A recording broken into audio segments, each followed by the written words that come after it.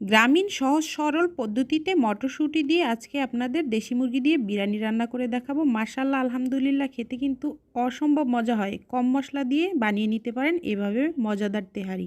প্যানে দিয়ে দিলাম পর্যাপ্ত পরিমাণে সরিষার তেল আর সামান্য সয়াবিন তেল। তারপর এখানে আমি কিছু মশলা দিয়ে দিলাম, আর দারচিনি, এলাচ, লং, তারপর জয়ফল, জয়ত্রী, এগুলো একটু ক্রাশ করে সাথে দিয়েছিলাম।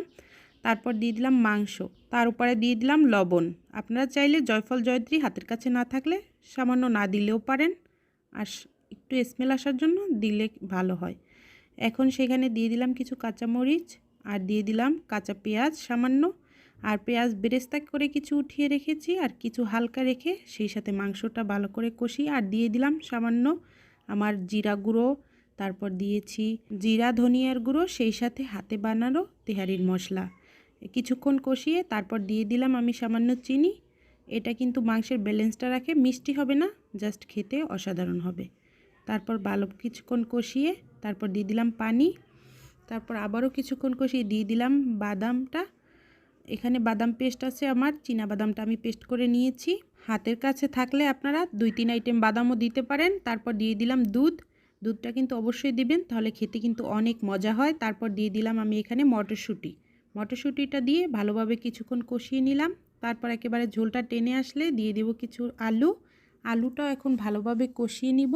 যেহেতু দেশি মাংস দিয়ে রান্না করছি, বুঝেনই তো, দেশি মুরগির মাংসটা হলে একটু বেশিক্ষণ করে কষাতে হয়। তারপর একেবারে ঝোলটা টেনে আসলে এখন আমি দিয়ে দেব এখন পোলাওয়ের চাল। এটা আমি ভিজিয়ে রেখেছিলাম আধা ঘন্টার মতো, তারপর ধুয়ে ছেঁকে নিয়েছি। এখন দিয়ে দিলাম, এখন ভালোভাবে মিশিয়ে নিব। চালটা একেবারে ভালোভাবে কষিয়ে নিতে হবে। কিছুক্ষণ কষাবো যতক্ষণে ভালোভাবে চালটা একেবারে ভারী হয়ে না আসবে। চালটা কষিয়ে তারপর দিয়ে দিব, এখানে আমি আধা কেজি চাল দিয়েছি, 1 কেজি আমার পানি লাগবে, মানে ডাবল পানি লাগবে। তারপর একটু লবণ কম হয়েছে, এখন দিয়ে দিলাম পরিমাণ মতো লবণ।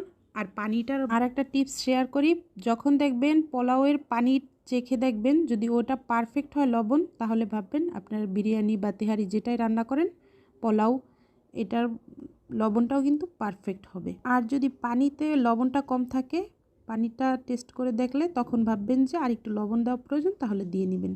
এখন আমার দেখুন ভাপে কিছুক্ষণ দিয়ে রেখে ঢাকনা দিয়ে ঢেকে রেখেছিলাম। তারপর এখন আমি পরিবেশন করে দেখাচ্ছি। আমার পোলাও কিন্তু একেবারে পারফেক্ট ঝরঝরা হয়েছিল। এখন আমি উঠিয়ে রাখা সেই পেঁয়াজ বেরেস্তা উপর দিয়ে কিছু দিয়ে দিলাম, দেখুন আমার বাচ্চাও সাথে দিচ্ছে। তারপর আমি এখন সালাদ, লেবু, কাঁচামরিচ এগুলোর সাথে এখন পরিবেশন করব। আপনারা চাইলে এভাবেও খেতে পারেন, আর সালাদ হলে তো বেশ জমে যায়। কম বেশি ম্যাক্সিমাম লোকেই কিন্তু তেহারি